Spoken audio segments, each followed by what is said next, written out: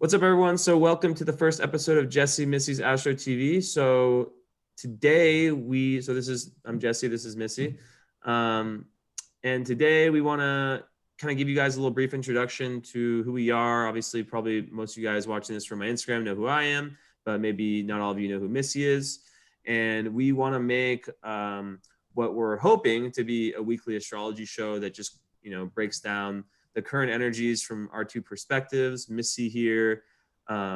We haven't, it may seem like we've known each other forever, but probably have a bunch of past lives together. But we actually just recently met in the last few weeks, and instantly there was like this connection of like we need to work together, we need to do stuff together. She's also part of the Cosmos community and really helping out a lot on there, doing like just as probably more work than me for that thing. And it's just been really great so far. So we wanted to make this show. She'll introduce herself in a minute, but she has a ton of experience with astrology. She's a Scorpio sun, Aries moon, right? Yes. And rising. Taurus. I always forget that one. Taurus rising. And as you know, maybe some of you guys know, I'm a Pisces sun, Sag moon, Leo rising. So we both got the water, sun, fire, moon going on. And yeah, so today we wanted to kind of give some introductions, talk about who we are, how we found astrology. This is our second run. We just tried to record something and it cut off. So we're hoping it doesn't do that again. But yeah, we'll talk about that. And then we'll also talk about the current astrology during this like incredibly intense astrological time. So yeah, Miss, sure. You want to, kind of go with what you were saying before? Yeah, so I was just saying how I got into astrology. When I was 16 years old, I was just really intrigued by it. And being a Scorpio, you always want to dig deeper and you want to find, okay, like what is life about? Why am I here? What am I doing? And so I just dug deeper. And I also didn't understand why certain things happened to me in my life. I had a lot of crazy experiences. I was born with a hole in my heart. I got ran over by a car when I was 3 days old. I fell out of a 3-story window and broke my back. And I just had all these accidents that always happen to me. And I'm like, why does all this stuff happen to me? And come to find out, it's all in my astrology chart. And a lot of what 2020 has is called the Pluto-Saturn conjunction, which has really made people feel like, oh my God, my life's going to hell. It's bringing up all this stuff. And Saturn's the taskmaster, basically healing those wounds and saying, okay, all this needs to be healed. All this needs to be uncovered. And so for me, like that was my life. When I'm looking at my chart, I have Saturn and Pluto that are exact conjunct. And so my whole life has basically been a 2020 experience where I just wanted to know more about life. And then also at the same time, I found healing in my natal chart because I didn't realize why my mom was so distant, why she was so not emotional, why she wasn't present, and why she didn't care for me as a child. And then looking at my natal chart, her moon, which is the mother, was in my 12th house, which basically represents that I didn't see her that clearly and she wasn't ever there. And so it taught me how to truly love people and be there for people where she wasn't there for me. And I believe that we're here for life lessons to help others and help others heal. And through astrology, I really found a lot of healing. And with the transits that come, I find a lot of healing as well to look forward to the forecast of what's coming too as well. Right. That's yeah. And how long have you been? So you said 22 years you've been doing astrology since you were 16. And so you were telling me, so Missy was kind of like a secret astrologer, right? Until now? Yeah, I mean, the problem is in the Christian community, it's so frowned upon, astrology is so frowned upon. And so I kind of just hid it away. And every day I would study it by myself. I'd study it alone. I'd be like hiding on my phone, like by myself in my closet, like trying to hide it. And I just absolutely So Scorpio. Yeah. So Scorpio, like, let me just hide. And my moon is in my 12th house. So let me just hide everything I'm doing, and it was when Saturn really hit my 9th house in a transit that he really made me step up to the plate and be like, okay, what do you believe? Like, what are you hiding? And really like pulling all that out of my closet for everyone to see and for it to be exposed, for me to walk in my true alignment,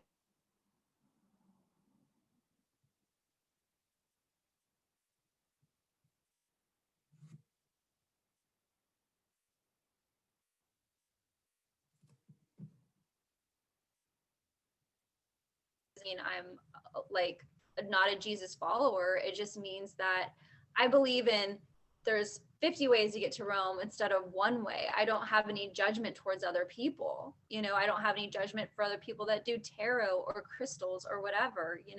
I believe we all have our own path, and so I came out probably after my divorce because it was really when my husband found out about it that I had to just say, yeah, that's me. And I can't hide it. I can't walk away from it. Yeah. And now Saturn's in my 10th house asking me, saying, hey, this is what you're called to do. With the Saturn Jupiter conjunction, is saying, okay, this is the path you need to go for the next 20 years. Interesting. Yeah, I've experienced some of that Saturn energy this year too. Yeah, with my solar return and whatnot, it's really catapulted me. I've also really seen like one of the years that I it wasn't my Saturn return because that was this year, but I had like every Saturn transit imaginable because I have my ascendant is in aspect to my sun and Mercury, and they're also an aspect to my moon. So like basically like when I get a transit, it hits like all those four together in some type of way. So I had Saturn and also Jupiter. So I had Saturn basically like do like 4 or 5 in one year. It was like back to back, like opposition, like conjunct moon, like square opposite Jupiter, like square sun, like all of these back to back to back. But that was a year I really like learned astrology and became just obsessed with it, Yeah. Yeah. It becomes an obsession. And the thing I tell people about astrology is it's like looking at the stars. You can't just find one star. It's like you keep going and going and diving and diving and diving. It's like a never ending like ocean, it Yes. never ends. Astrology. You can always learn more and more and more and more. And that's what I love about it. I think for a Scorpio, that's great because it's like a never ending quest of finding information and knowledge. Yeah, exactly. Yeah, I have a little, yeah, I think we both have that in common because me with my Pluto on the IC, I've always like felt like that gives me like a sort of like an obsession with whatever I'm passionate about. Sometimes that fire, that Sag moon and Leo rising like hits pretty hard at the start and then it fades. But regardless, like, it still leads to me being like obsessed with different things. But astrology has been one of those things that I've been able to keep up, like I've always been someone that starts something and all that fire that I have, with the lack of earth in my chart, because I have no personal planets in earth. The only earth I have is my 3 outer planets in Capricorn, no Yeah. Taurus, no Virgo. It's just been hard for me to like really consistently do things. And astrology has been something that it just comes so naturally to me because I've had so many past lives as like an astrologer, mystic, whatever, that I've been able to like keep it up, which has been great for me too. Just to show myself that I can like consistently do something for years has been great for Right. confidence and stuff. So for like the listeners, Jesse, where would you say like in your astrology chart, did you find that you did that in your past lives? Like if they saw theirs, like what was something they look for to see that? So yeah, I mean, you definitely can look at the South Node for sure. Me having South Node in the 12th house in Leo. I mean, to be honest, a lot of my past life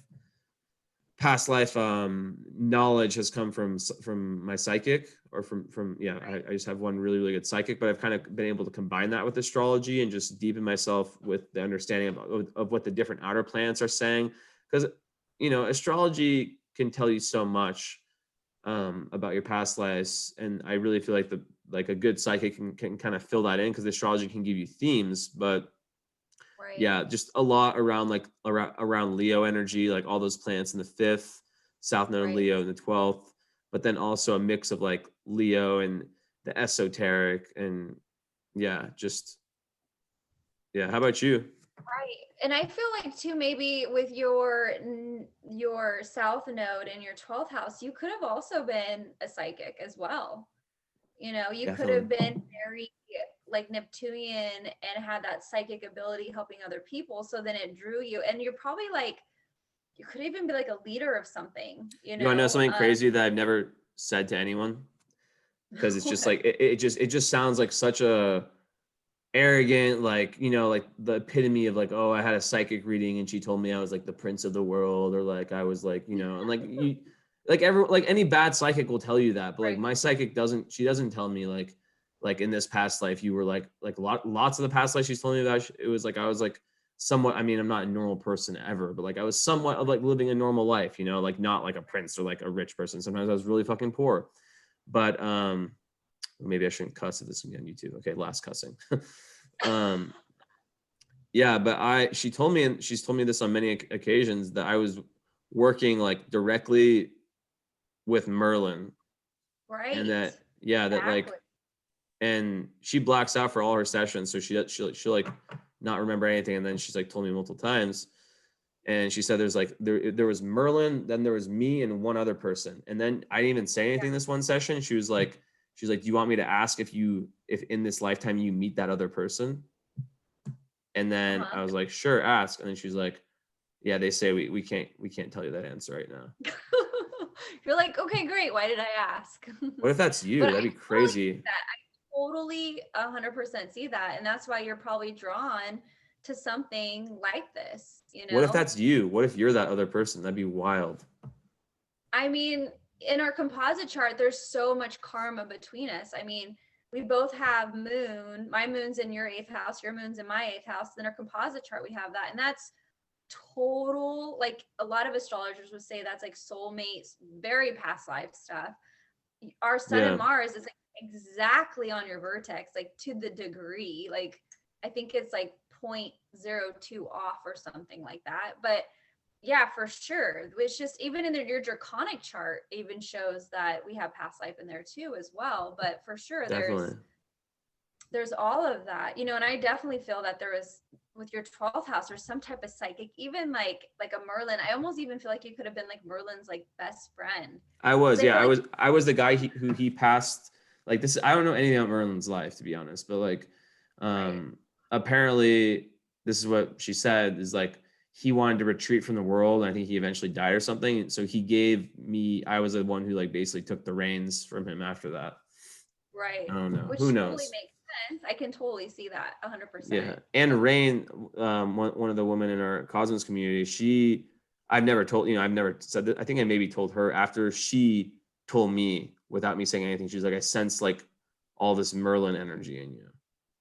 And I was like, that's And crazy you said that, because I literally like right. was told And by, what's the first thing I told you when I met you? I'm like, I feel like you're a Pisces because I just sense this like Neptunian energy from you. And I'm like, I don't see the Leo. Of course, I saw it later, of course, but I just yeah, I felt act that more way. Pisces. I act more Pisces around you.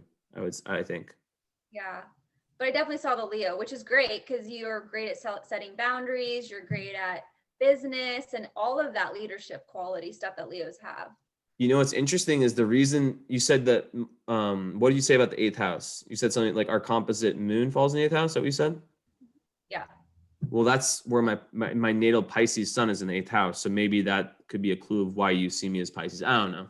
Because we all see each Right. other, we all see different like sides. Like I think this is another thing we can talk about that's kind of interesting, is like different people see me or see you as different signs, right? Like maybe I've always Yeah. thought like the IC, right? God, we can't go, we need to like slow down for some people who want to like learn about what we're saying, or at least give them like some places to look up, like draconic chart and all Right. that. But the IC is one of the is the bottom angle in your birth chart, right? There's four angles. So I've always looked at the IC and been like, at least from my chart, it's so much like I feel like the way my family sees me is my Right. IC. Do you think of that? Believe in that at all? Because my IC is Scorpio with Pluto and Black Moon. And I feel like I don't know. I just feel like in my family, I'm like the Scorpio. Like that's like my energy in my Right. family is Scorpio. Yeah, and I think you have a lot of Scorpio in your draconic chart as well, which is your higher self, which would make Mm. sense that people see that when they meet you. I think my IC, I want to say it's in Leo. I forgot. It's or is it Cancer? I Well, forget which one it is. Taurus. Hmm. My What's MC your is a what's your Capricorn. midheaven? What's your midheaven? So yeah, it's Cancer.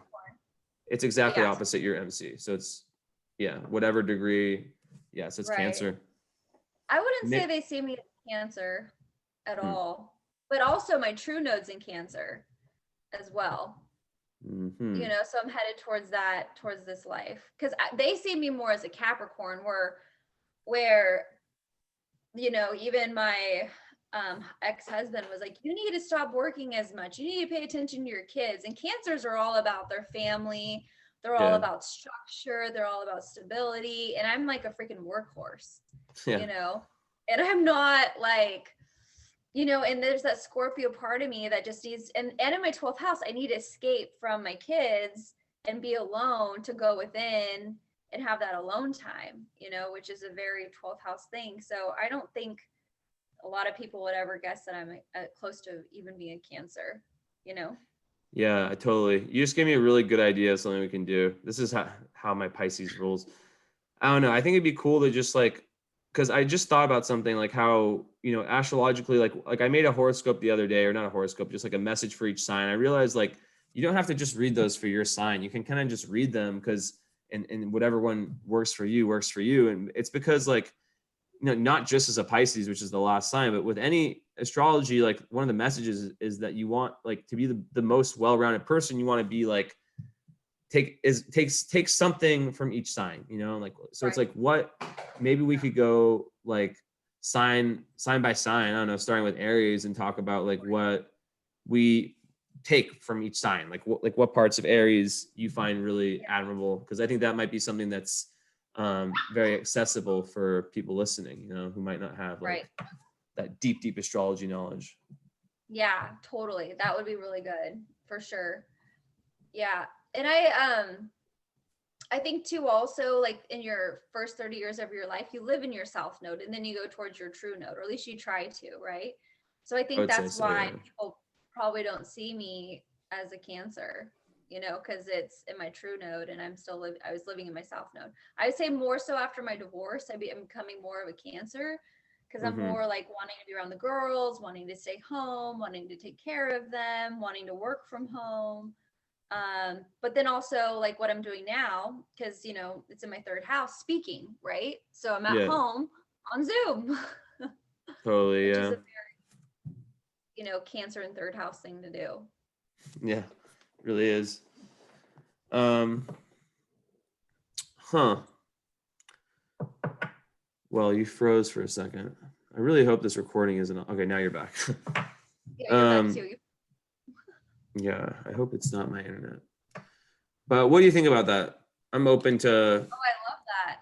So yeah, maybe Yeah. like with Aries, yeah, we don't have to like spend so long in it, but like I don't know, just kind of give some people some inspiration, because I feel like with this year and everything, people have been going through it, and Right. A I hundred mean, percent. Yeah. yeah, me and you together, like I mean, we probably have at least 2/3 of the signs. Like I think I like there's at least 5 signs that I, you know, really feel like I embody in some way. So I don't know. Yeah. We can just try it out. Like so with Aries, I think for me, Aries energy, I think we're talking like I think it's just that warrior energy. It's just that Right. beast, you know, that just like mind over matter.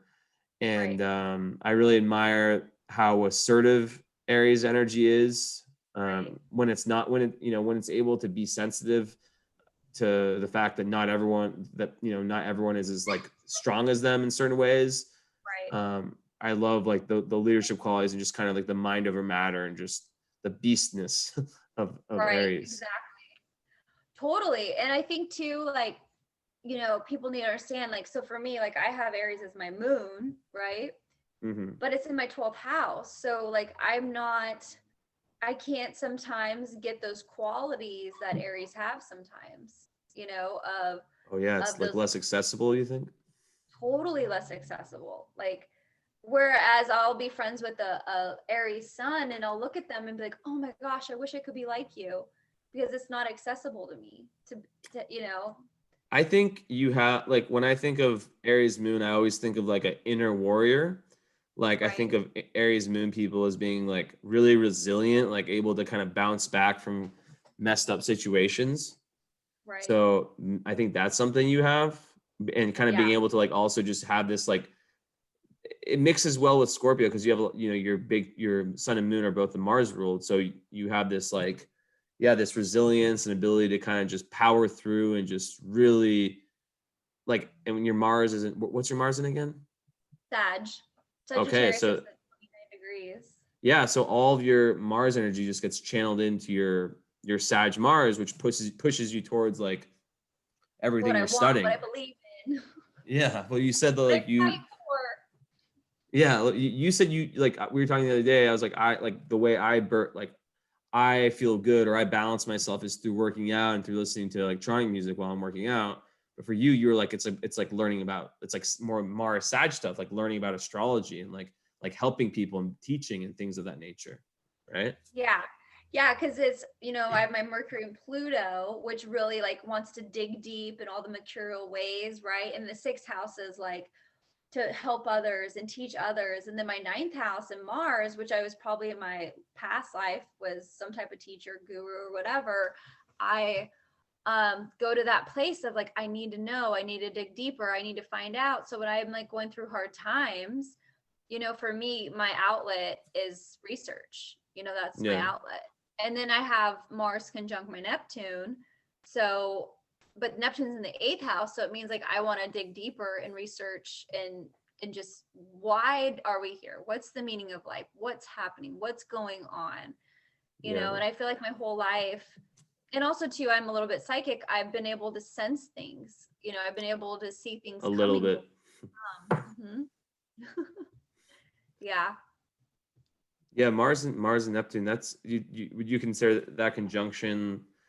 I feel like that one's like very high risk, high reward. I don't know. I feel like anyone with Mars, Neptune, more square in opposition can have like if I see someone with Mars square Neptune in their chart, I always ask about like substances. The Right. conjunction less, you know, but and Right.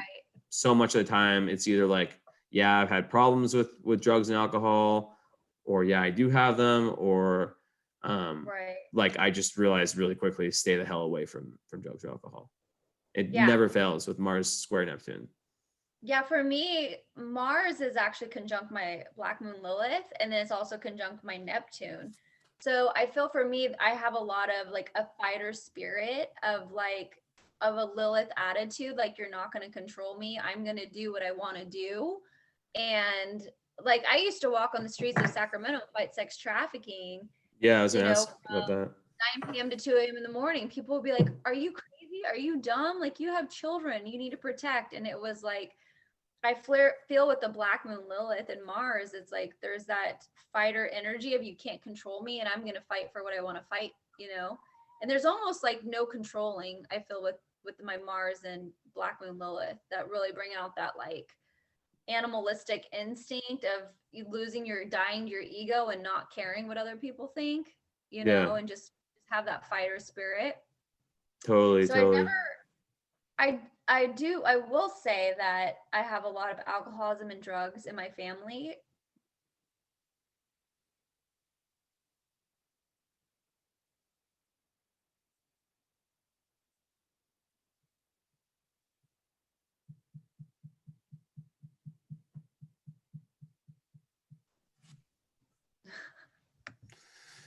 Okay, we're back. I lost you for a moment there. I don't know. I think next time it gets lost, I'm just gonna hit pause recording and wait Okay. till it comes back. So yeah, sorry people. But what were you saying? I think we lost you like 10 seconds ago. 10 seconds ago, I was just saying I just have that Mars and Lilith aspect of like that fighter energy, Yeah. of not really caring. And then also with the Mars and Neptune,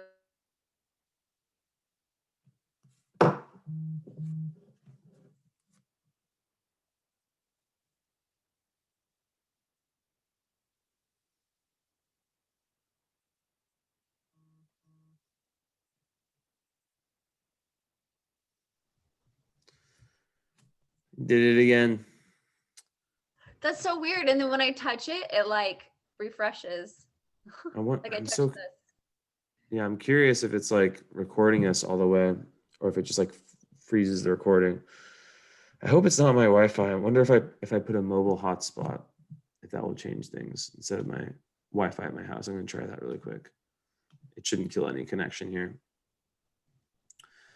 But anyways, so yeah, so it's interesting with your chart because, and we can move on to Sag. Like it seems like all that Mars energy, yeah, channels through your Sag, so it probably makes your Sag and Right. Mars like extremely strong, and that willpower connected to Neptune and Black Moon. Yeah. And I'm a Sag Moon, so that's And another. that's why I really Go ahead. and that's why I really wanted to I really investigated Black Moon Lilith because it was so prominent in my chart because it's also trining my Pluto and Saturn and Mercury. So I'm like, what is this Interesting. little asteroid up to? I have it conjunct Pluto. And there's 3 Black Moon Lilith. You what? I have it conjunct Pluto in Scorpio. Oh, so you're almost like you Dark. bring up a lot of stuff. On my IC. And in combat. And square Probably. Square North Node and South Node. Oh my gosh. Yeah. So your ego is probably really you almost like you bring up stuff and you don't care if you hurt someone, but you don't mean to hurt people because you're a Pisces.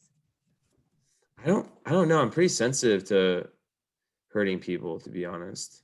Maybe in past lives, but I don't know. I wouldn't call myself a people pleaser in any way. Ego's a Pisces, right? What's that? I said because your ego's in Pisces, so you don't want to hurt anybody. Yeah. Your sun, your ego. Yeah.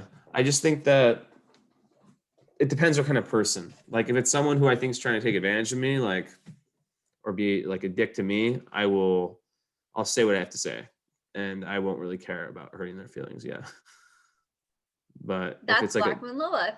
But if it's like if you mess with me, like it's not good. It's like messing with a Scorpio, But if you're someone who is like a good person, like I will go out of my way to make you feel good and make sure I don't offend you in any way, things like that.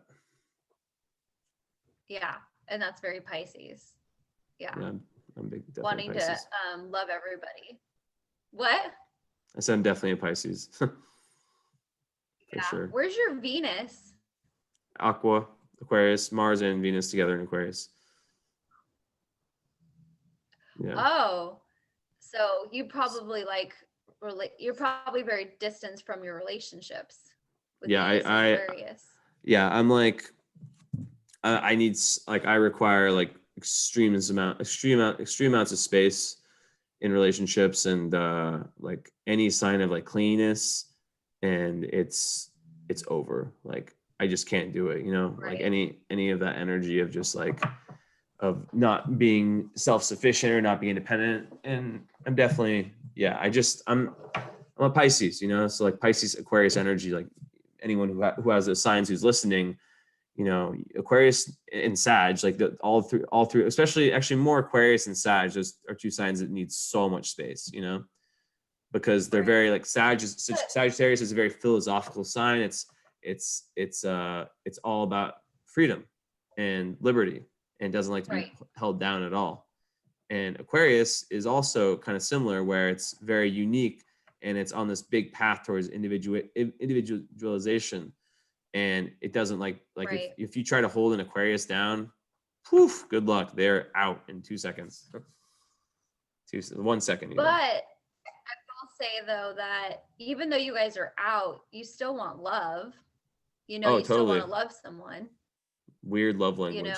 So I think for the people out there listening and go, oh, my boyfriend's Venus is in Aquarius or whatever, I think you still want love, but you still want your freedom, Exactly. It's like I love like the person being there, but like it's just I can't change the fact that like the way I am is I'm very introspective, and yeah, that's kind of what I think that Aquarius energy is and Sag energy is for me, is that like needing space to process things on my own. And like I think a lot of the best ideas I have come when I'm just chilling alone doing nothing, and then like I'll just have an idea. I'm like, damn, that wouldn't have come if I was like engaged in like a conversation or something, So. Right. Exactly. Yeah. I actually had a boyfriend, his son was in Sag, where my Mars was, and he was the same exact way. Yeah. Yeah, His, he needed so much space. So every weekend he'd go fishing. oh, nice. No earth energy in his chart? So what? No earth in his chart? Earth in his chart? No, he was like all Sag. He had so much Sagittarius, you know. Wow. He just needed a lot of space, fishing time, alone time, you know. But my Mars being there, I need it as well. Yeah. You know, and having a Uranus in the 7th house, it's like I get bored of relationships easily, you know. Mm. And I That's, like have to move on. yeah, I think you were saying the other day about like, yeah, like that Uranian like or Aquarian energy in any of your relationship parts of your relationship or parts of your chart that dictate relationship. It kind of creates like this what'd you say? It was like this desire to run away from relationships or to like kind of escape from relationships when things get Yeah. stressful. Like if they Yeah. get really boring and old, it's almost like there's this Aquarius freedom part of me that goes and looks for another relationship, you know? Yeah.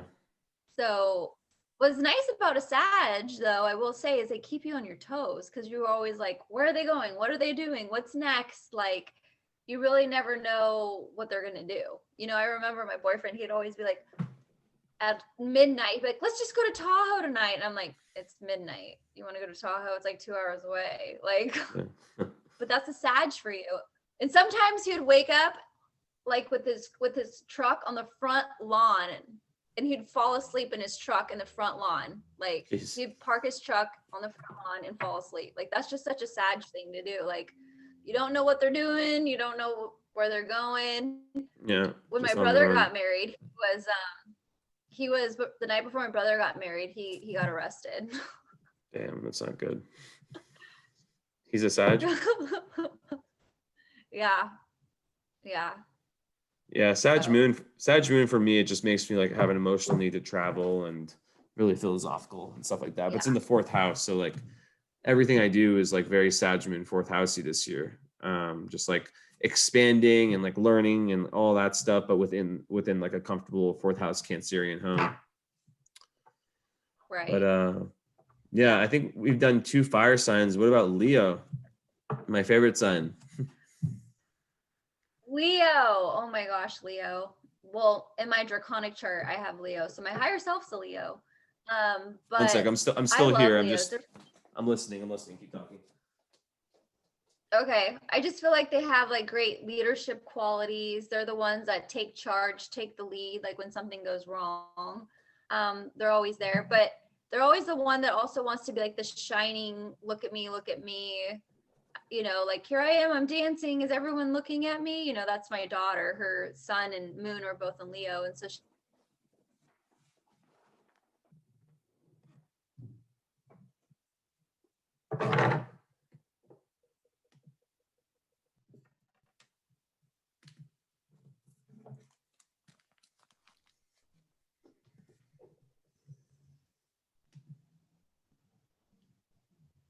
can you hear me?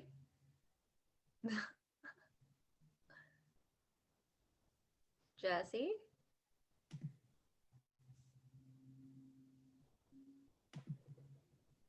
I can see you. Can you hear me? One second, I'm having technical difficulties. One second. Do you hear me? Thumbs hear me. I can hear you. Okay. You hear me? Okay. Yeah, I had to take those off. This is really annoying.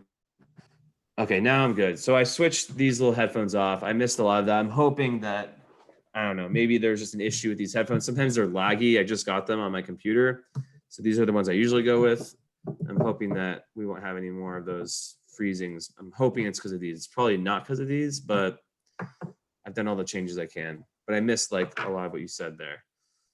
But I hope that the recording got it. Oh, we were just talking about Leo. Leo, what do you feel like Leo qualities are?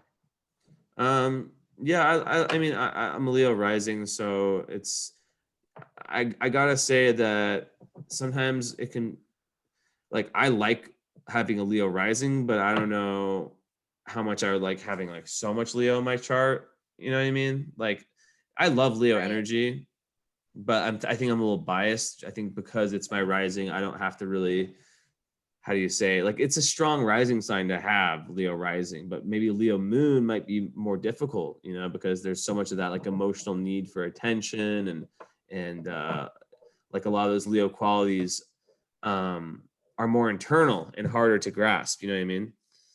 But overall, I That's my find it, daughter. she's Leo moon. That's awesome. Yeah.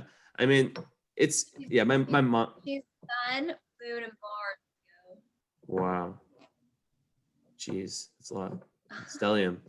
Yeah, my In mom's the Leo ninth moon. house. Ninth house. Wow. Okay. Star, future star. um, but I just find Leo, yeah, I just think it's like a good Leo is just fun. They kind of like let that inner child out, and it's just very like, you know, especially when like if you have like a lot of like people who are like heavy earth, and then you put like a Leo around them, it can just really like lighten up the room. And nothing against earth, we'll talk about, you want to talk about the earth signs next, because I guess we're going element by element. But like, yeah, like Leo, it's just that inner child energy, and authentic self-expression. Like they want to make people laugh, they want to make people smile, they want to create for people. It's just about learning how to not do it in too much of an egocentric way, and how to not do it to where everything you're doing is for the crowd. You know, you want to learn to do it for yourself, for your own self-expression, and deepening in your own being, I guess, own soul. Right. Totally. Yeah. 100% agree. Um, I also think that they're like they can get hurt easily. Like Leos So remind me of sensitive, like so the, sensitive, like the Pisces. It's so it reminds me of like underrated. the It's Wizard of so, Oz where they're like, look at me, and they're like the lion that's like, look at me, and they seem like they're bold and they're yeah, like, so true. have this bold personality, but then they get hurt and you're like, how the heck did you just get hurt? You have like this Oh my bold God. personality. And imagine my life, like before I knew astrology, like coming off as such a Leo to everyone as my rising, because it's on Regulus and I'm Leo rising, Sag moon. But then being a Pisces, like I feel like it was just so hard for so many people to understand that I was like truly like super sensitive, you know? Even for me to understand, I was like, what the Right. hell? So yeah, but definitely true for Right. Leo. I had a That Leo freaking girlfriend. Pisces sun, this is your Yeah, exactly.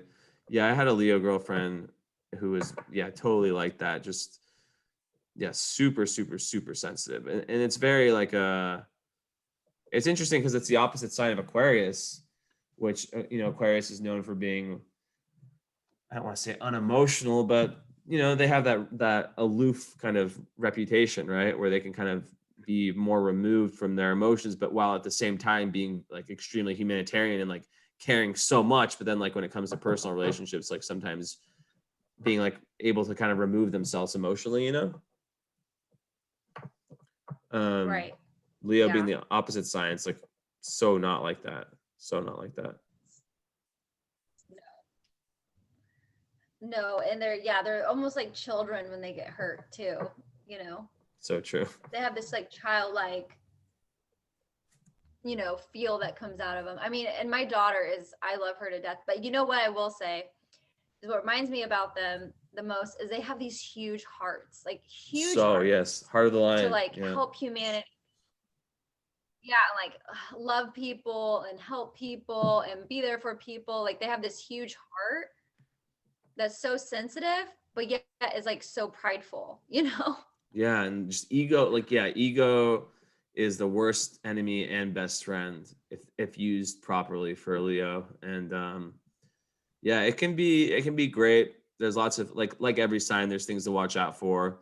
But for Leo, it's definitely like, even like for me, not like, I mean, I guess, you know, I do have a lot of Leo in my soul, but like I'll be like listening to some music I like or something like that, and just feel this like intense urge, like everyone needs, like, that's also kind of the Sag, you know, it's like everyone like should listen to this, like everyone like needs to like it's like it's like the internal message, like I need to show everyone, I need to show everyone, I need to show everyone, but I'm like, why, you know, like why do I feel like that, you know, it's so like it's not normal.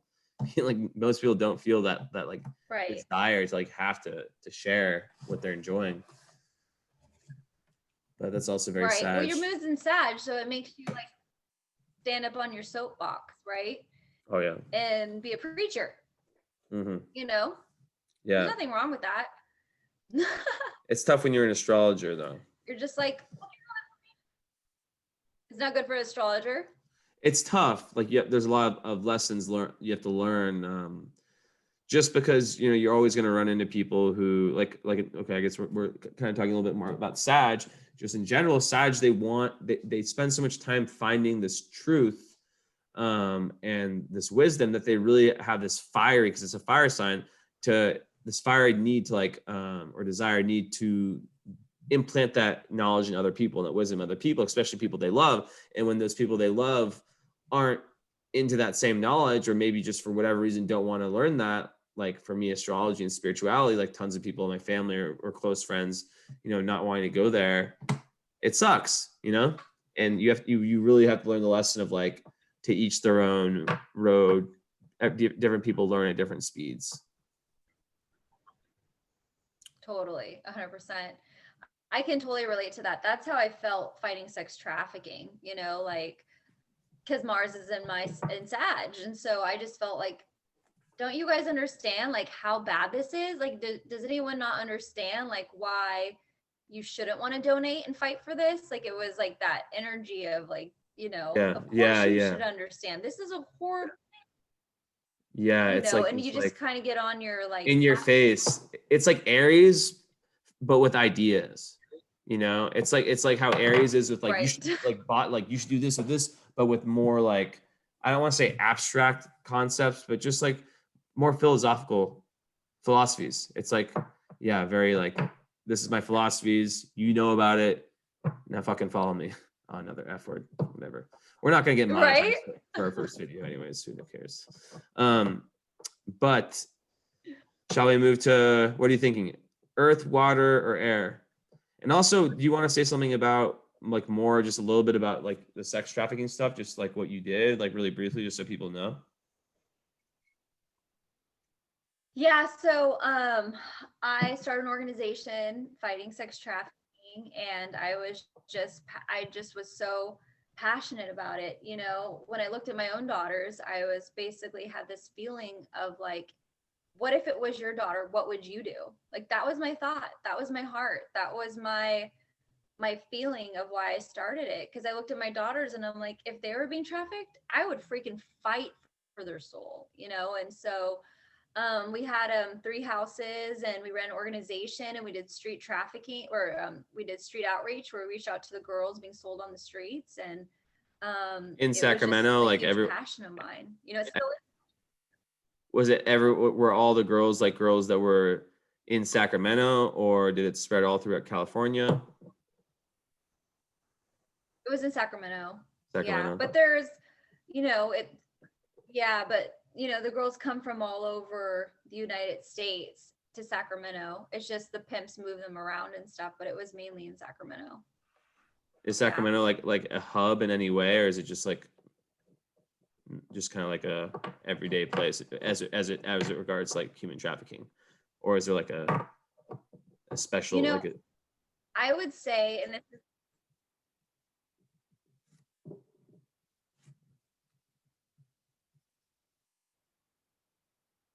happening. Girls are being forced into sex trafficking, like all of that. So I would say that you never want to like say like, oh, this city is a hub, or this country is a hub, or whatever, because it's happening everywhere. And that's when girls get coerced into trafficking, when yeah, you don't think it's happening. right? I missed some of that again, but I just hit pause recording. But I got something in. But what I think you're saying is that it's not like necessarily like this city or that city is a big city, but there's, you know, it's not like just because it's LA, it's going to be the biggest city for sex trafficking. Like girls are like Right. moved all around. They stay in one place for a little bit, then another place for a little bit. Yeah, here there's like tons of in Romania. It's like a huge problem. It's been a huge problem for a long time. It's really, really sad. Right. Like just girls disappearing. Like Right. And I think with, the pandemic that's happening, it's more girls are turning and women are turning into sex trafficking to make money and make a living yeah, because they have to survive and it's a way of survival. And the one thing that never goes away is the sell of sex. I mean, I hate to say that, oldest but profession, right? it never goes away, and men will always want to buy sex, you Yeah, know? yeah. Yeah. And you were working with not just like all ages, not like it Yeah. wasn't just like an underage thing, and just basically like human sex slaves, essentially girls who were sold and owned.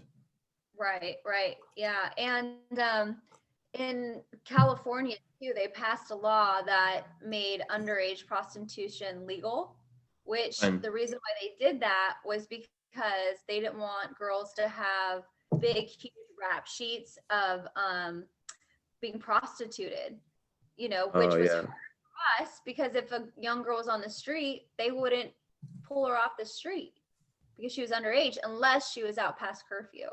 They would pull her jeez. off. So there's just so many ways, just like the government right now, they get away with things, that they would manipulate the situation to work in favor for them. Yeah, Yeah. Yeah.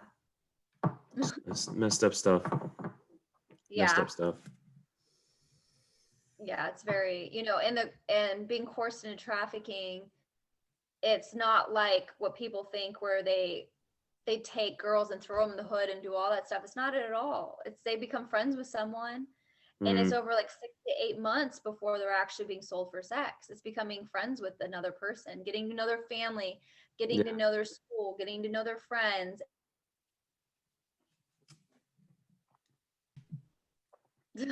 it froze again. I wonder if But it's my computer.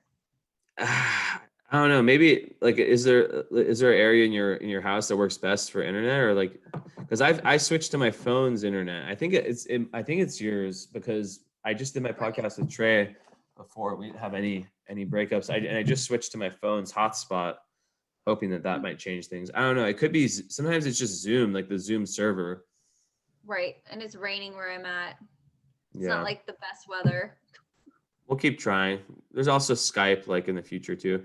But I don't know. What I was thinking today is we could just kind of get like just an idea. We can get through this episode. What time is it where you're at, by the way? 1:30. So we could like just do like this episode and then do a separate like 15 or 20-minute one that's just like current astrology, just only that. You want to do Yeah. that? Like this is so Yeah. we'll have like episode 1, this is like the Bro. introduction and it's like longer. We're not diving into what's happening now. And then because I was thinking like for our podcast that there's going to be weeks where we're just going to want to like bang out like a 20-minute like a not too long of a podcast just talking about like Great. hey, like this is what's happening. So I think that's the goal is to have that consistency. Yeah. That's good. Consistency. So yeah, the sex trafficking and stuff. I'm sure we'll talk about that more. I'm sure we'll have episodes that aren't just like super short, but it's all That's a about great idea. having one each week, and like maybe one week we'll feel like talking more and we'll have an hour long, and maybe one week we'll just really want to get it done and we'll have our minute like a short one where it's just like this is what's happening astrologically, even 10 minutes, it doesn't, Right. if we're like at the minimum. But anyway, so yeah, I think we're kind of just going through science, kind of giving a little bit knowledge, and yeah, we'll definitely want to talk about other stuff like draconic charts and composite charts and stuff that relates to birth charts. I'm just saying like it's good in my experience with these types of projects or commitments. It's good to like set a really low minimum. Like if you're going to Right. commit for each week, it's good to set like, okay, at the bare minimum, we meet and we release something about the current astrology, even if it's just very brief. But then if Right. we're feeling like crazy, we can talk for 2 hours or something, Yeah.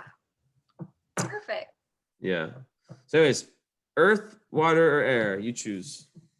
Want to do Virgos? Yes, Love Virgos. I Virgos. love Virgo. My mom, my best friend, both Virgos, just such an energy I can trust. And I don't know, have I ever met a Virgo I don't like I feel like they're so trustworthy, and like they're about like they like at least for me, they share that need for doing things the right way, and they're responsible. they they're just people. Organized. Yeah, they're just everyday people that you can, that like I don't know, I guess I was gonna say that you can count on, like on a character level. In my experience, I haven't met a Virgo that I can't count on. Maybe not like an emotional level. Like sometimes they can like borrow a lot from Pisces and become like very like Piscean, like their opposite sign Pisces. But just like for character, I feel like they're really consistent. Right. Yeah. 100%. And I was, it's kind of funny when I had my middle daughter, I wanted her to be a Leo, just like my oldest. And then she was a Virgo. And she is so laid back. Like she's so chill. She's so easygoing, organized, keeps her room clean, like just Nice kid.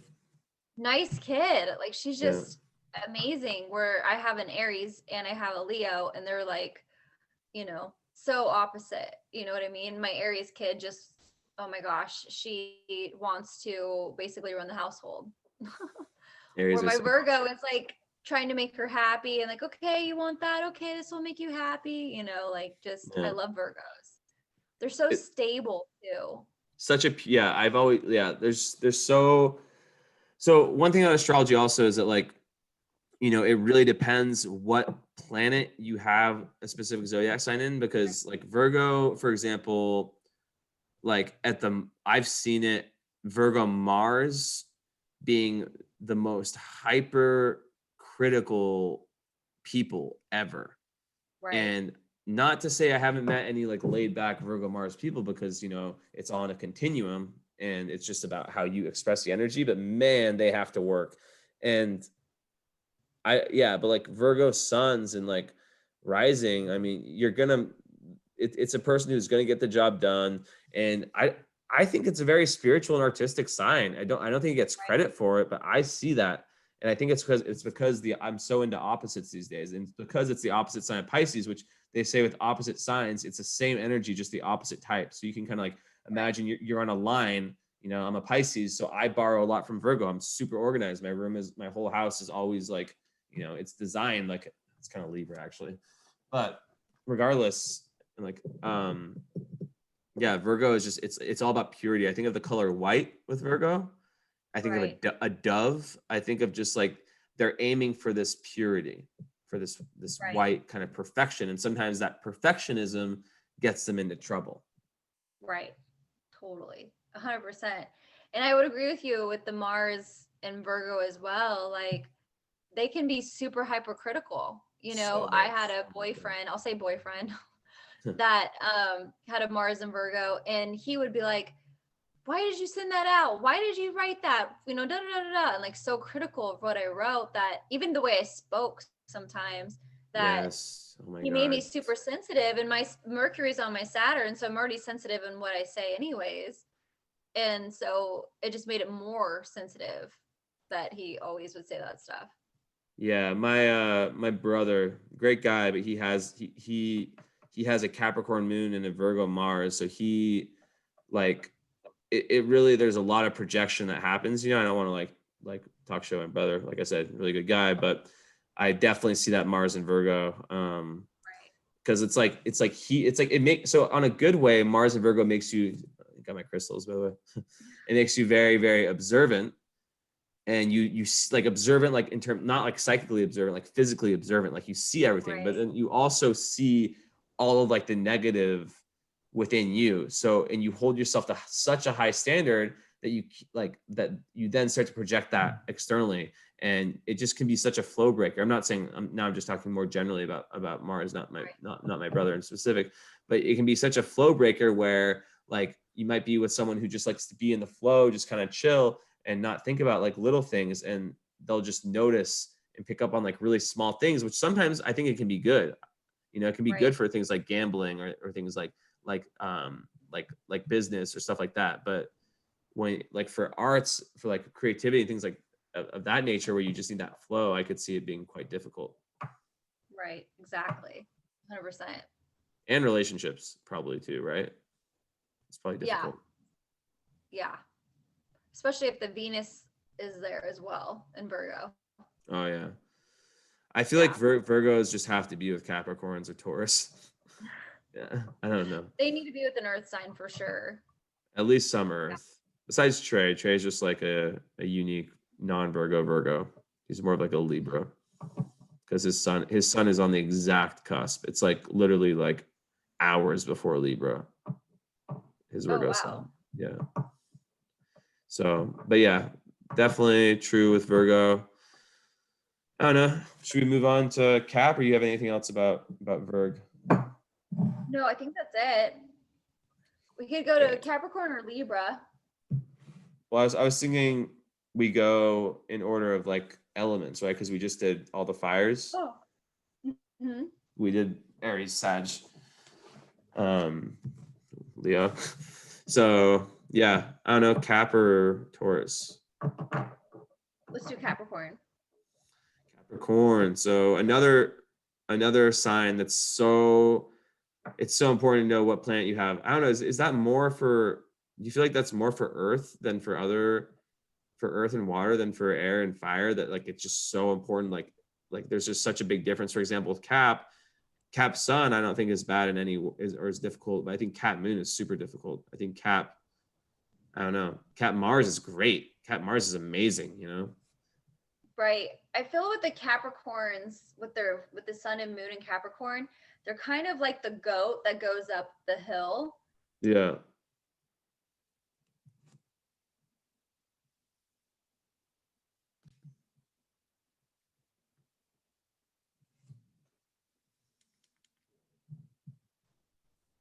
My audio skipped out. I really hope I'm getting this stuff on the recording when I can't hear you. But what I think what you just said was it's like they're going up the hill and lots of like obstacles in their path. Were you saying something about that? Yeah, like they have lots of obstacles in their path, but they're like going up the hill. You know what I mean? It's slow and steady, but they get to where Yes. they want to go, you know? I always think about the word foundation. Like when you're building a building, it's really important to have like that foundation part. And I think that like Capricorns are all about building solid foundations, and it's like slow and steady growth. And they always get to where like they're very, very successful, you know, like lots of the most successful people are Capricorns in business and things like that, because they can endure the kind of like, I don't want to say boring times, but they can endure just whatever times, and just like those days that like maybe for like a Pisces or a Cancer just are like those high energetic days. I feel like they have a lot of resilience, Capricorn. They can just kind of get through it. Very powerful. Right. Yeah, for sure. For sure. Yeah. They're like the worker horses too. Yeah, You they know, work but their because asses off. I feel like too, like you have an Aries that comes into a Capricorn's life and they want to like speed demon and go, you know, like get to the top as fast as they can. And the Capricorn's like, no, let's build the foundation first. Let's start from the ground, you know, and Aries aren't like that. But I feel like I see so many couples that are Aries or Capricorn. Because they both have those leadership qualities. Yeah, the cardinal signs. It's a great, I was saying the other day, like if you ever meet like a Aries, like a Capricorn Aries, like that's going to be like a guaranteed successful person, you know? Right. Yeah. It's so true. But also Capricorn, what was I going to say? Like for Capricorn moon, it's difficult because it's like it's ruled by Saturn, so it's rock, and the moon is your emotions. It likes to be kind of more fluid. So with Cap moon, there's a lot of times a lot of crystallized emotional patterns that really need to be broken down. Right. And it can lead to a lot of, so another thing about Capricorn is it can be very cold, it can be very somber, it can be kind of gloomy, like, you know, yeah, like really like non-emotional and kind of just like at its worst, like kind of boring and kind of just like repetitive and just lifeless, you know, and what's the word? Not jealous, but like not as much wrathful, but they can kind of be short and kind of be dicks sometimes. I don't know how else to say it. Yeah. It's true. Yeah. It's so true. They can definitely have their moments. You know, I have a friend that's a Capricorn sun, and we go out to dinner and he's so mean to the servers and like waiters, you know. Really. It's like Jeez. that business mentality of like, what do you mean? You have it on the menu. Why aren't you serving it? You know, like that business mentality. Yeah, and that reminds me another thing about Cap is that they, if any sign, so cares a bunch about tradition, and if there's any sign, and correct me if I'm wrong, maybe Leo also, that really cares about what other people think of them, it's Capricorn. They care a lot, especially Moon. Maybe all Capricorn placements. I think, in my experience, they care a lot about what people think about them, about Oh, it's so their social true. ranking. Yeah. 100%. I have had so many, because it's on my South node, I've had so many relationships with guys that hit the 7 degrees of Capricorn where they just care so much the fact that when I break up or we break up, it's like they want to put me down so they look Yeah. good, you know? Yeah, it's a weird, yes. To be honest, like the two energies, and like I do have Capricorn friends. I do have Libra friends, but those are the two signs that like I probably have like the most. It's weird because I have lots of friends that are Libra moons. Maybe I have more Libra friends now, but like for a while, like yes, like the Capricorn energy just didn't work with me, and the Libra energy. How about you? Are there any energies that just don't work with you? It's not I necessarily that you don't like them, but just it just doesn't work as good. I would honestly say I think it's Aquarius. That's my favorite. Although some are I, terrible. well, I think it's Aquarius because it also squares my stuff, right? It squares my um Sun and Venus. So I would say Aquarius because I don't sometimes understand their ego for their freedom, you know, where because I'm a lot of a Libra too, right? Even though my son's in Scorpio, it's in the seventh house. So I need relationships, and they're just like, I don't need you. I don't need you. I don't need you. And I'm like, but why? I find them cute because they just remind me of cats. What? Aquarius. They remind you of cats? They, Oh, I think yeah. I said I find them cute because they just remind me of Right. cats. But yeah, I get it. Like if it's between Scorpio and Aquarius, because that's like where my Juno is in Scorpio. Which, by the way, we'll maybe talk about this another time. Like my main Juno's an asteroid, right? Yeah. Mhm. Juno is like my go-to asteroid because if you know your Juno sign, it can say so much about like what you really need at like a deep like marriage level. You know, like Right. Venus is more like love style, like what you find attractive, dating. Like Juno is that, but like so my Juno's in Scorpio and all my Venus, Mars are in Aquarius. But like I don't know, Aquarius just like you can't like it's hard to trust so many of them, you know, like to be like if there's one sign that you cannot count on to be the same person day after day, whew, it's Aquarius, and that can Right. make it difficult to be in relationships with them that are like Well, especially for a committed. Scorpio. Yeah, yeah. Yeah, it's For so you, I can't hard. imagine. Yeah, well, Pisces too, but I guess I do have a lot of Aquarius and Sag and all that, but yeah, Yeah, 'cause we are especially because my son's in my seventh house, like I love relationships. And because my Venus is there, my Jupiter is in my seventh house, it's like I basically build my life around relationships, my friendships, my kids, or whatever. So you can also even say like I have like a codependency issue, right? yeah, And the seven house. Aquariuses are like the exact opposite. They're Hmm. like, we're independent, we don't need you, like we got this, you know, and so it just doesn't vibe well with who I am as a Yeah. person.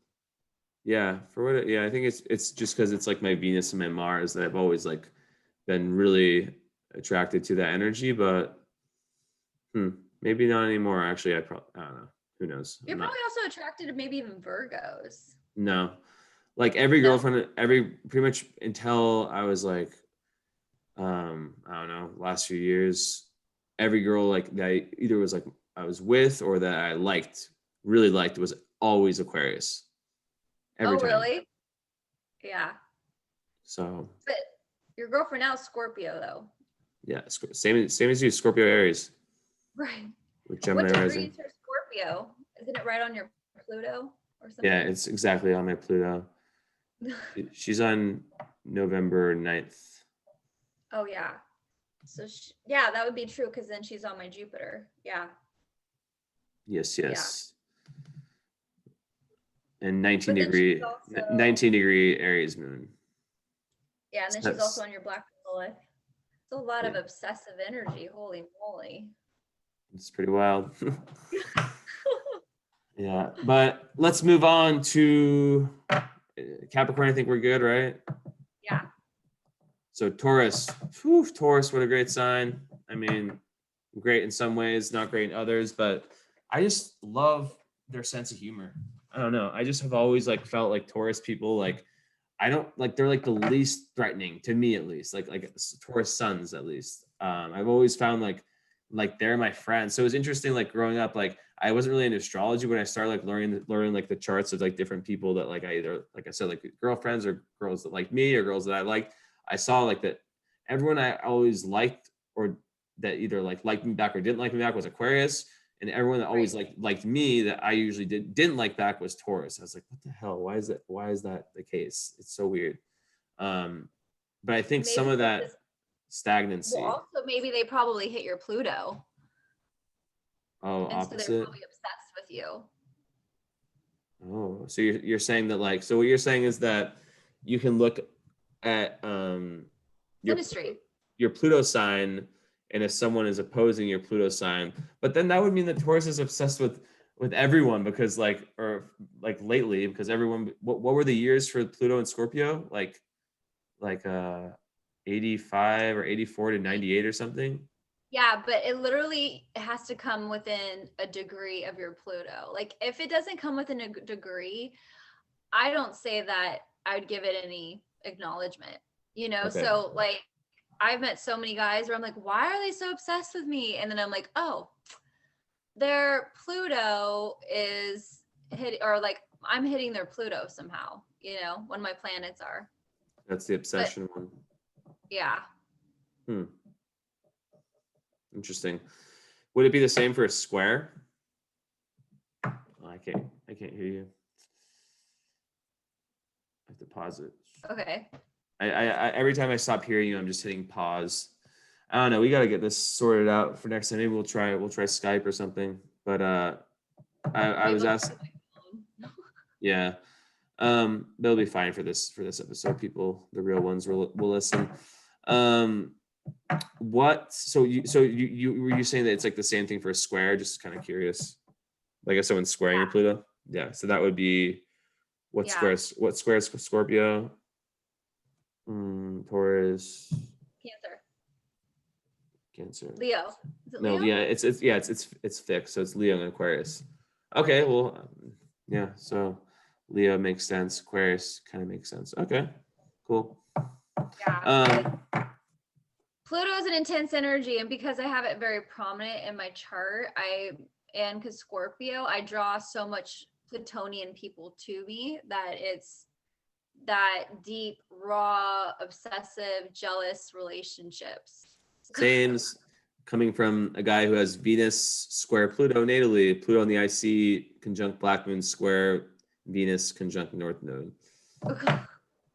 Yeah, it's messed up. Taurus though, like what else? How do you feel about Taurus? So Moon, Sun.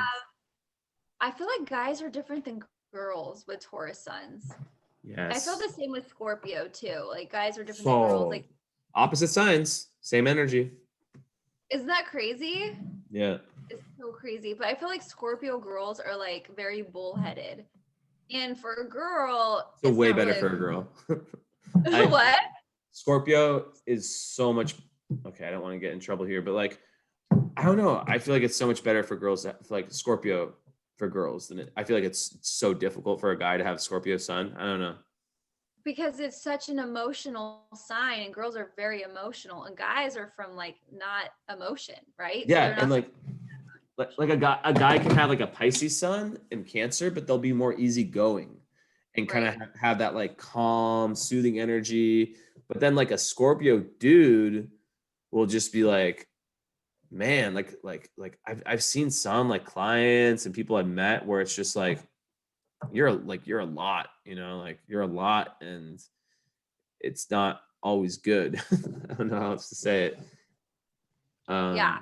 Go ahead, I'm curious, like what you mean by like that difference between the male. I'm really curious about Scorpio now, but yeah, for Taurus and Scorpio, I guess, like what you see like the difference for Well, and male and it's female. funny too because girls will always say, "Oh my God, I don't like Scorpio men or whatever," and it's like, yeah, because they're so emotional that it brings out that jealousy that is not sometimes a very masculine ability, you know. And then the Taurus women are like masculine, where they're very like bullheaded and like they're like a bull in the china shop, you know.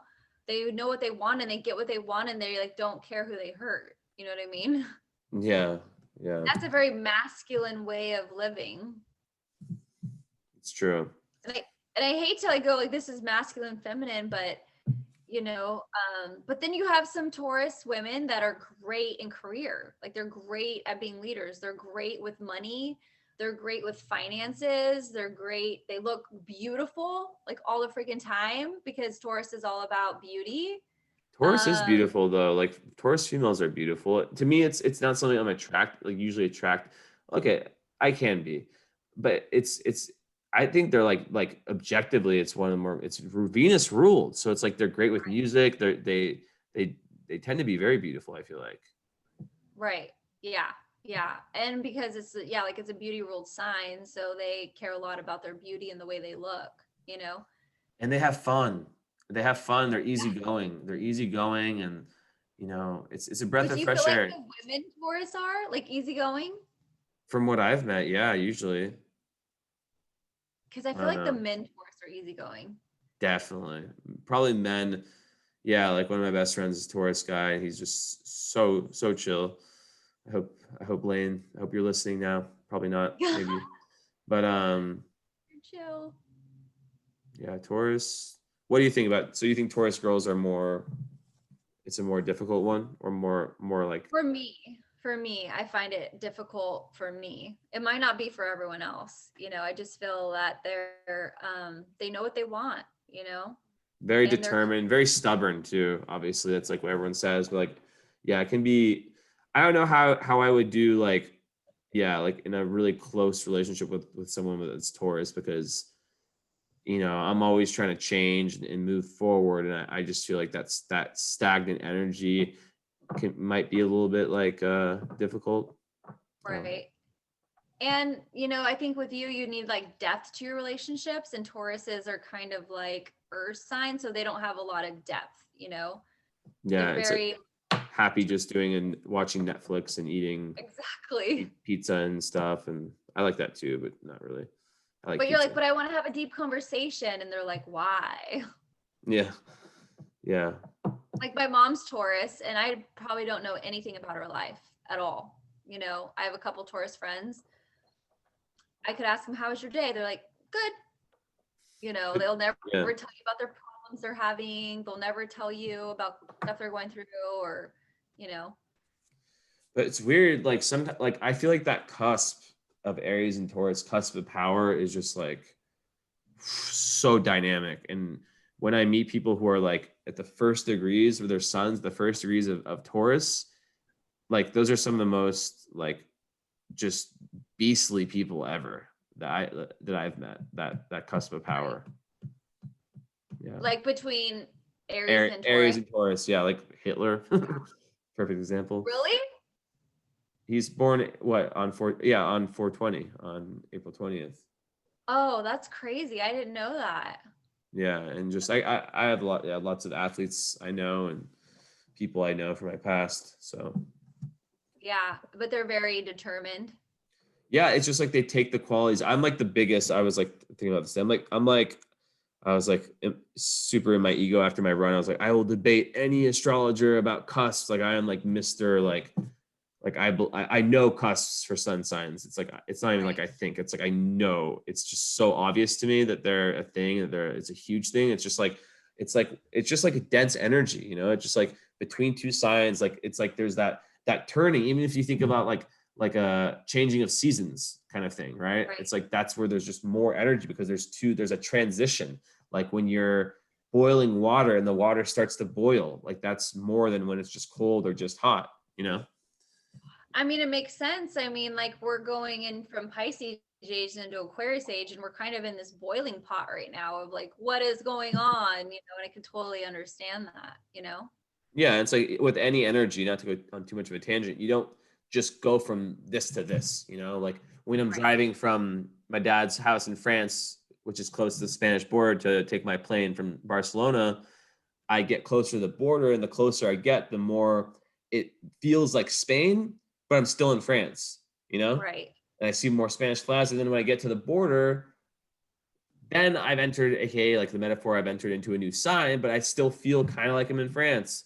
And then it's Right. only till like after, I don't know, an hour past the border or so that I'm like, okay, or an hour and a half, like, or an hour, like I'm really in Spain now. I'm really in Spain. So that's kind of always that. I did that drive one day, and that's when I was like, this is what cusps are, and Right. it just made It's so sense. true. Yeah. What do you So feel about the cusp between Cancer and Leo? I have a friend that has a moon between Cancer and Leo. that's another one. So I don't know. I can't speak for moon signs. And I know that they, like, obviously with this theory that they would obviously exist with every planet, but I don't know. I've only studied them with sun signs. So I can't, Right. and maybe it's because the moon is more hidden. It definitely exists, but I think from just like the cusp between Cancer and Leo, I mean, that is so many of the biggest businessmen. I look up their charts, and it's like that they're in that area, and a lot of them are Cancers, which Yeah. is weirdly enough.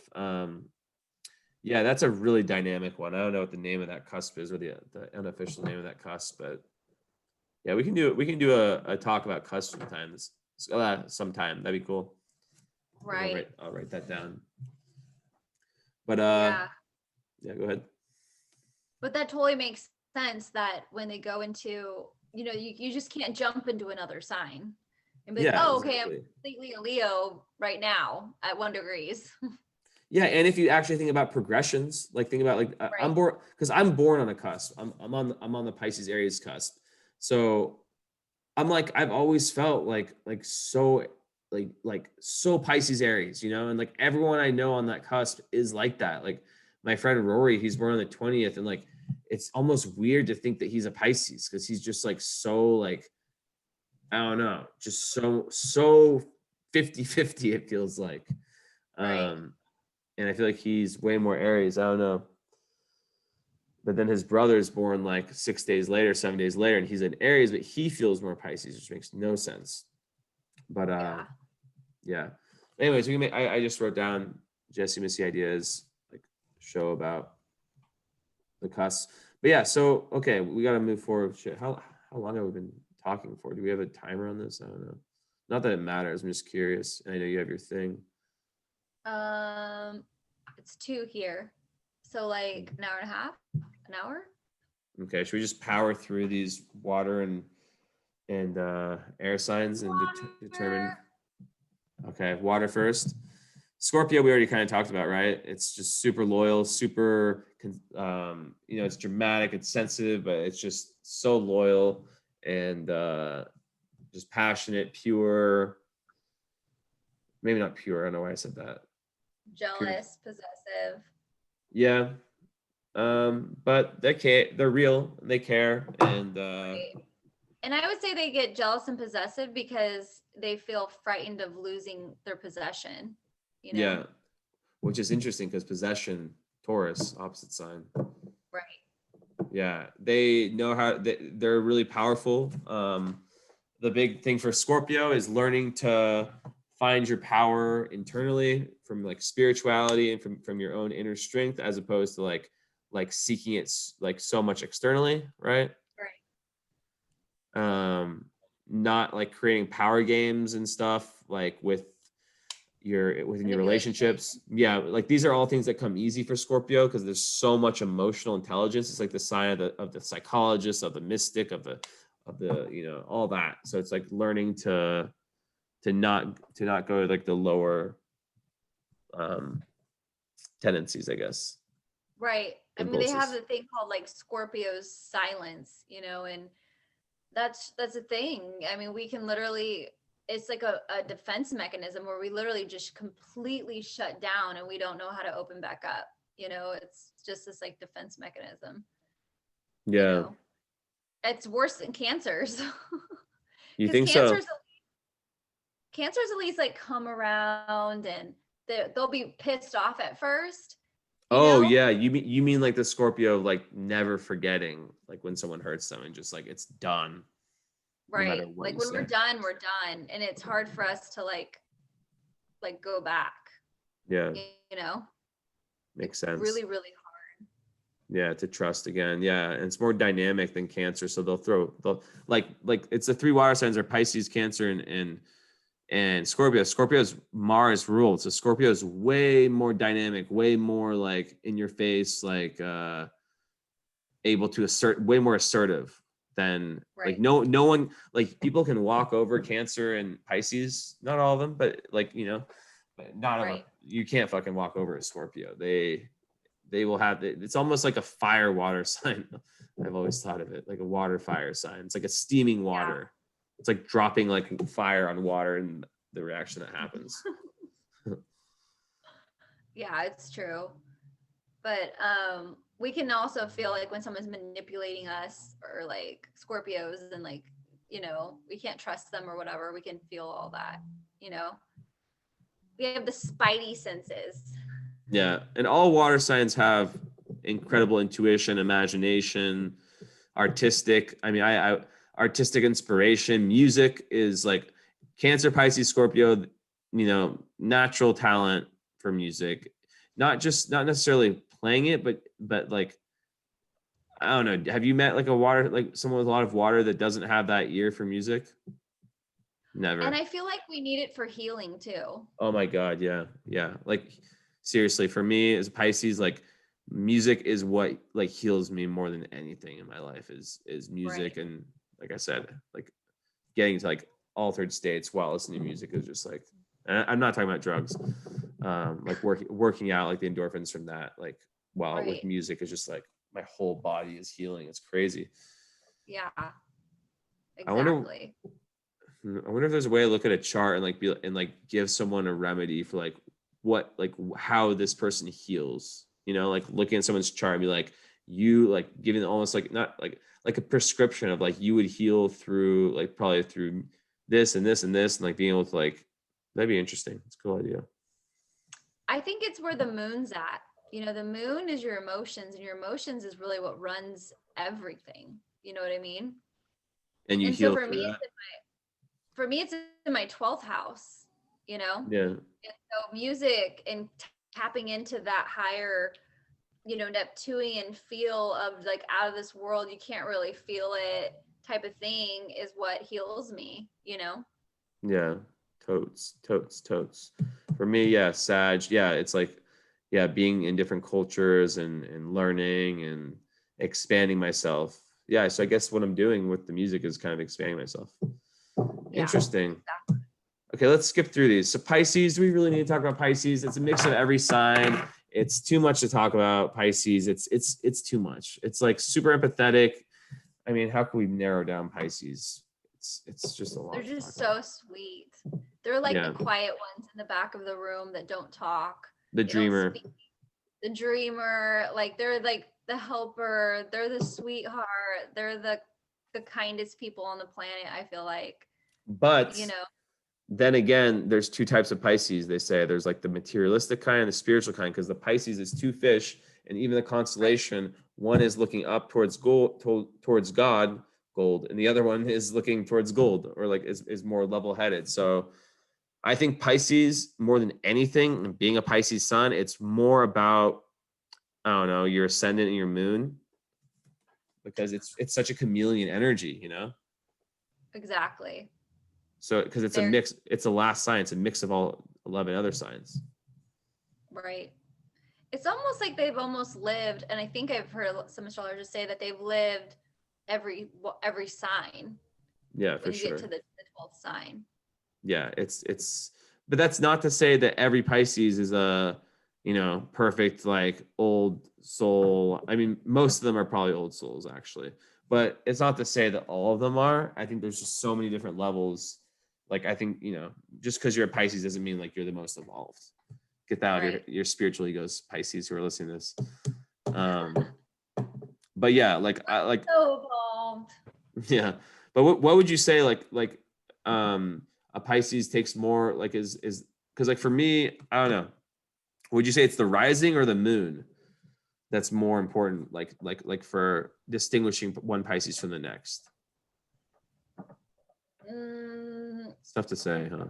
To like when you meet them, or what do you mean? Like I think Pisces, because a Pisces sun is a mix of like every other sign, right.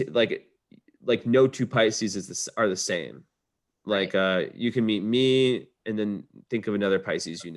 I know you could say this about other signs, but I think Pisces is the most in this manner. Right. Yeah, I would say the Pisces moon, emotions. Because also too, depending on what it aspects, they could have hide a lot of anger. Pisces moons.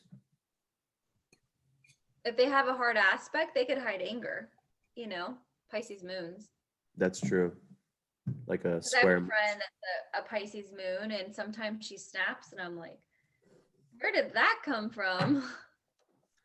Yeah, it can be tough for Pisces, and a great segue with like kind of grouping Pisces and Cancer together. It can be tough. They can be very unassertive signs.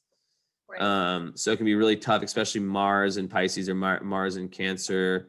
Can sometimes be tough to like speak up for yourself. It obviously depends on the rest of the chart. So some Pisces especially can it's very chameleon energy, and when they're young they can like really take on the energy of other people, right? And like almost like lose themselves in other people. It really depends. Yeah, like where you have Pisces, what planets you have it, if you have anything in the 12th house. Whenever I have clients that have that, I'm like, you really need to like spend time alone, like 12th house or Pisces, like because if you have your Mercury in the 12th house or in Pisces or whatever, you can start to think like the other people's thoughts are your own and really get a lot of confusion because the boundaries between you and like the other people and the other realms are so thin that you almost can that's one reason why I think Pisces spend a lot of time alone. Yeah. Myself and included. Energetically, they need to release like all the other people that they've been around. It's almost like energetically they have to fuel themselves up by being by themselves. Yeah, exactly. Yeah. I think Cancer is a bit different. It's what do you think about Cancer? I love Cancers. The one thing I find about Cancers, which drives me freaking crazy, is that they get stuck in relationships. I feel like they have this amazing, sweet soul, but they have like these claws that just grab on and then they won't let go for like dear life, and it's just like, and it kills them because they'll be like dying in a relationship and not go because they're so devoted, they're so faithful, they're so they stay, they kind of stay in it, is what you're saying. Like they're not, even if they like know that they need to like dip out, they'll just stay for no reason. Yeah, and they'll stick around, and the little crab claws will cling on and not let go. Yeah, and also with Cancer, they can they'll Cancer and Pisces in relationships, like Venus or whatever, just Sun, Moon. They'll be like the person who's like willing to like stay with like a fucked up partner or like someone. Okay, that's my third time cussing. It's all good though. In a long podcast, but they'll stay with people for a long period of times and almost like let themselves be hurt, and it can be really hard for them to create boundaries. And that's why when we talk about like this whole thing we're saying about like learn like what you can learn from each sign, you don't, just because you're a Pisces doesn't mean you can't take what we've talked about for Capricorn, which is like I don't know if we said this with Capricorn. They're so good at creating boundaries, right? Capricorn is so good at creating boundaries, and I think Leo is too, right? Like a lot of the fight, like Leo, yeah. So like, fixed sign like that. Like Capricorn, it's like they will create that boundary, and that's what it is. If you cross that, F you, But Pisces, it's so empathetic and so compassionate. Same with Cancer, that they will almost like it can sometimes be like lack of respect for themselves, but their boundaries, they'll let people cross them, and people will then just like walk all over them, like the kind of like like a higher willed, kind of like more, I don't know, different types of signs. They're less empathetic, will like walk over them, and they just have hard time separating from people, even if the people are terrible for them. Right. Oh, totally. 100%. Yeah. I totally agree with that. Yeah, they're very like empathetic. They also, I feel like they can also like manipulate too. You know, Oh yeah, like they're like with children. Scorpio, like Scorpio too. You know, they know they Exactly. have that because this goes back to what I was saying. Like when you don't feel like you have power physically, like with like the like assertiveness and the ability to like assert yourself and whatnot, then they can say, okay, where am I powerful? My Right. emotions. I can, they can learn to like play people with their emotions, right? Like were you saying like with a kid like kind of crying and getting their way through that or something? Yeah, exactly. Yeah. So sometimes they'll use their like tears to get what they want, you know? Even Cancer though does. they're real, like it's not like they're not real. It's just they've learned how to manipulate by using emotion to Yeah. get what they want. And a Scorpio, you won't really see that type of manipulation with a Scorpio. It's more of like this silent manipulation, of like pulling back, you Energetic, know? not silent energetically though. Right, Just exactly. words. You feel it. Yeah. It's intense energy. What else is Yeah. Cancer? Just really good with the home. They love to just be comfortable, and it's kind of like Taurus in the sense that like I don't see them as like big risk takers. Usually, they kind of just are happy with like it's the opposite sign of Capricorn, so that it's another really traditional sign. They want like the happy marriage with kids and the good home life, Stability. stability. Yeah, the Totally, yeah. stability. And I feel like they're also great cooks. Cancers I are great. I just thought that right when you said it. Yeah, such good cooks. My dad's a They're such, Cancer. Same with my brother. They're both really good at cooking. I'm really bad at cooking. My Hence my South in Capricorn. yeah, gotta learn it. My family. I'm in a family of great. Just everyone's good at cooking besides me. Like my mom's a Virgo, which also Virgos amazing cooks. I'd say the two best cooks are, in my opinion only, Cancer and Virgo. I would say are the best in terms of like the home Cooking. and just cooking. Yeah. Right. And my mom's a Virgo. Yes, the only Virgos and Cancers in my immediate family. And Then I feel me. like Leos, they want to show off what they cooked. Like Yeah, they want Leos you to just cook. We want you to cook for us. right. Yes, yeah, that's like the whole king But then thing. they want like the Cancers to cook, but they're gonna show it off. Yeah, look what we made. Look what my awesome Cancer Mom friend made for made. me. Yeah, so Yeah. true. Okay, what else about Cancer? Should we move on to air? Yeah, air. Okay, you choose Libra. Libra. What's your opinion of Libra? I feel like Libras are very balanced. The issue with Libras too are similar to Capricorns in that they'll stay in a relationship and they'll sit there and balance it out of like, do I want to leave? Do I want to go? Do I want to leave? Do I want to Same go? with Cancer, not Capricorn. Or Cancer, yeah. So they'll literally waste their whole life weighing out if they should stay or leave in a relationship. Yes, and people pleasing too. Yeah. And I hate to say this, I love my Libras, but they are the cheaters. And the reason why they're the cheaters is because they won't leave a relationship, like Right. they'll just stick around and they're like, well, I'll just do this thing on the side and no one will catch me and I'll make everyone happy because Yeah. Libras want to make everyone happy and balance everything out. Yeah, it's like that smiley like person who gets caught cheating and then she's like you're just surprised. You're like, "What?" She's like, "I just Yeah, want to make everyone happy." He or she. right. Yeah. Yeah, so one of the big things with Libra is like you can't please everyone. And Yeah. it's like all about kind of borrowing from Capricorn or Taurus and like finding this set of values that you could subscribe to and you can base all your judgments off of those values. Right. Yeah, totally. Yeah. And I feel like they never want to look bad either.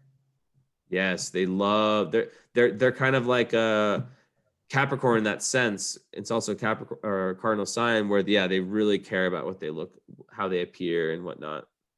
And they have that Venus aspect to them as well of like, I gotta look good. They're charming. They can walk into a room and just like work a room because they're so Oh yeah, charming, super good. So loving. elite social ability, a lot of them. Right. Socialite kind of energy, Yeah. and really pleasant. Like even if they're not like good looking, they're attractive usually. Like their energy is Right. attractive. They have like a pleasant kind of like classy feel to them a lot of the times. Not all of them. Some are terrible. I've just known some Libras are awful people. Right. And there's something about a Libra on their face that there's a quality that makes a Libra stand out, whether it's a freckle or whether it's a dimple or whatever. There's a Libra quality that makes them charming when, that makes them really good looking. Yeah, yeah, they got something going on, and also ruled by Venus, so usually very talented in the arts or something related to that. But it's less the imagination part, more of like the application, like of like the Right. singing or something like that. Yeah. But they're like good at like looking cool and doing it as opposed to like necessarily having this incredible depth. Right. Very charming. Very charming. I think they went to charm school. Yeah, totally. And good diplomats, good yeah, and just like they really love they find themselves in the relationship. So they love Right. love being in relationships. It comes so natural to them. Right. Sometimes too much. Yeah. That they can have affairs. They can be in multiple relationships. And they don't want to be. They just don't know how to opt out of the other one. Well, now I think I see a trend is that's to me, it's really the air signs that are the cheaters because I think the same of Gemini and maybe even Aquarius. I think so. What makes air signs, these three air signs, more like who else would cheat? Right. Would Earth cheat? No, unless they're really trying to prove a point. Would water cheat? No, unless they're really trying to prove a point. I mean, yeah, it could That's really happen. Yeah, and then like would fire like I mean They'd be like like, I'm out. I'm yeah, out. they just be like, I'm out. peace, I'm cheating on you now. Bye. Right. Peace out, Felicia. So yeah, so it's in Aquarius men, man. Like I have some like friends, they're Aquarius guys, and those guys are the players. That's like the biggest player sign ever is Aquarius males. Because Libras they are too. yeah, Aquarius And and Libra Geminis, males. I have so many amazing Gemini girlfriends, but they will have 7 relationships at one time. Jeez. Like, Yeah.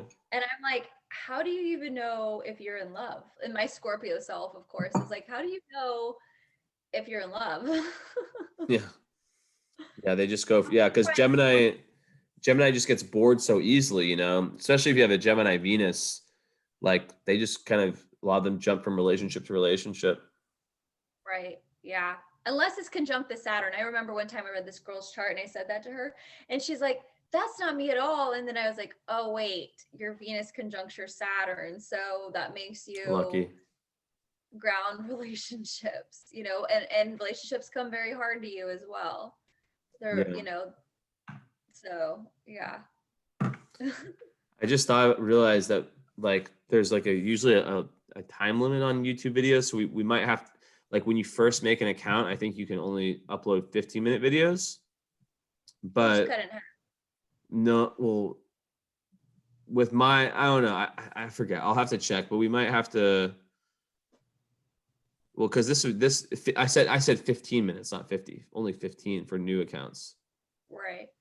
So we'll figure it out. We don't have to We'll discuss figure it that. out. Yeah, might just put it on mine and see if I can put Yeah. a long one on there and then just go from there. Yeah. Like I said, I don't like if I have to, I can like literally like rename that YouTube channel and then it has a new name. It doesn't matter. I don't really care about my YouTube channel that much. I'm kind of over it. But anyways, so yeah, Libra, we kind of talked about that. Gemini, very versatile, really like poetic. They're just really all over the place. I like the sign sometimes. I think that some like for example, like nearly all the best hip hop artists are Geminis, most of them. Right. Which is, if you look at the list of best hip hop artists, past and past and present, Geminis. Poets, Yeah. you know, lots of like really intelligent people you see, you know, that are famous for their intelligence are Geminis. So very intellectual. Right. Yeah. And Geminis too have this like childlike faith. They Yeah. have this very child personality about them when they walk in the room. They're like, hi, you know, like just so they just like light up the room, you know? Sometimes they're a little fidgety, like just so much going on mentally. It's very all the yeah, it's very mental. It's ruled by Mercury with Virgo. Virgo is also ruled with by Mercury, but Virgo is way more of a grounded Mercury, which is the mind and communication. So Mercury is like Right. really, yeah, flexible. Yeah. Yeah. Virgos are very ruled by the mind that sometimes they can be like scattered brained, you know? For Virgo or Gemini. Geminis are very Oh scatterbrained. yeah, and very curious and bored easily. They're also very social. So every air sign is very social. They're like kind of like the social butterflies. They can gossip a lot. They can kind of be like Gemini can be a kind of energy that likes to talk about stuff that maybe a Scorpio or like a Pisces, more like a deeper sign might not like want to hear about. They can be they're the people that are really great at small talk. You know, Libra also. And for other signs, like there's people's charts that look like look at them like, man, this person would like, it'll be a client like you probably like can't like despise small talk. And there's tons of people like that that exist. You know, Right. I'm one of them. I just can't do it. I mean, I can, but I don't like to do it. I'm like, why am I? Okay, let's end this conversation. But Gemini's like it. I feel like there's part of them like connects through the small talk. You know. Yeah. 100%. Yeah. And like you said, like gossip problems. I don't want to say they have problems with gossiping, but because they don't want to hurt anyone, you know? That's the thing with Geminis is they don't want to hurt anyone. They just like start talking and don't realize that they're actually talking about someone else. And it's going to hurt them if it gets out, you know? Yeah. Gems. They're funny. Yeah. Okay, so then Aqua, last but not least, Aquarius. I need to stop calling it Aqua. Um, just a beautiful sign in terms of like how you know they really want it. They're really about the collective. They're really about it's kind of hard. Like Aquarius is very mysterious in a way. It's like way different. Oh, it's different than like Scorpio is super mysterious too, but Aquarius, it's like hard to really know what makes them tick, you know? Right. But Totally. they're like it's just weird because they're really like I said before like driven. They're very driven when it comes to humanitarian and being part of the collective and getting out of their ego, but then in terms of you know, one-on-one relationships, they're just super far aloof and like kind of tuned out a lot of the times. Exactly. Yeah. They're very tuned out. Yeah, it's like were you But the one? artistic. They're great at marketing. They're Oh great at yeah, technology. They're great at like coming up with inventions. ideas, Yeah, connections, like, you inventions know, too. what? In like inventions also like they're very Right, future. It's a future. So one other thing with Sagittarius and Aquarius are both very future-minded signs. right, So lots of inventors are Aquarius. It's like Aquarius energy inventions. So that's like when we're entering the age of Aquarius. It's like that's why we all say there's, you know, we'll definitely have an episode where we talk about that maybe soon, where there's like lots of how you say like inventions coming over the next right. decade or so. Yeah. And Aquarius have that high mind thinking too of like thinking about other people, like humanitarian to not hurt them. You know what I mean? Yeah, they make good leaders a lot, like some of the time too, because they're not emotionally led. Right, So that they can be quite logical and also be doing things for the good of people. right. Exactly. But they're also not. They're very individualistic. That's the sign that stands out. That's why I like them so much because they are not afraid to just be different and just explore, even if it makes them look like weird, and they don't Yeah. care because they're just like I don't care. Like I'm gonna be me, whatever. I'd rather be me and look foolish than like be like you know some mold of what society says I should be like and just look like everyone else.